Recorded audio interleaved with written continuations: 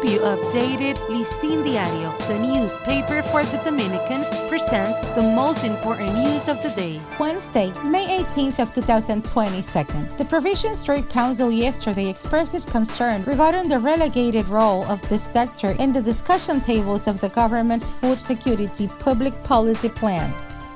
Not only positive cases of COVID-19 have begun to rebound in the country, but also hospitalization, which yesterday were placed in 18 patients admitted to regular beds, double those reported the day before, when the system reported 9 hospitalized in that area.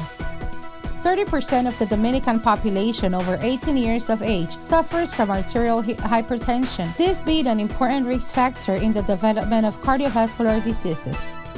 President Luis Abinader affirmed that there are sectors that are afraid that the government is inclined to promote a constitutional reform. The president stated that no clause of the Constitution that has to do with the presidential election is under discussion. The president of La Fuerza del Pueblo, Leonel Fernández, said on Tuesday that the government is taking belated and reactive measures as a result of the observations made by La Fuerza del Pueblo. On a global scale, remittance flows will grow by 4.2% in this year of 2022, according to a new report from the World Bank, which reports that Latin America reached the highest growth in 2021 compared to 2020. Shipments to the Dominican Republic, along with other countries, grew more than double digits with 26%. A central bank report shows a drop of more than 200 million in the sending of remittances in the period of January-April of this year compared to 2021, the year in which the United States increased its aid scheme for citizens to face the impact of the COVID-19 pandemic.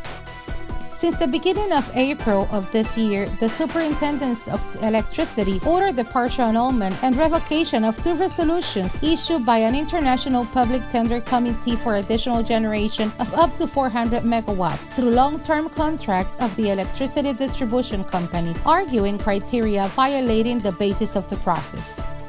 The poultry sector in the Dominican Republic faces an increase in its production cost of $970 million a year to produce the same or a little more, explained the president of Confenagro, Wilfredo Cabrera, who in turn is one of the main producers of chickens and eggs in the country.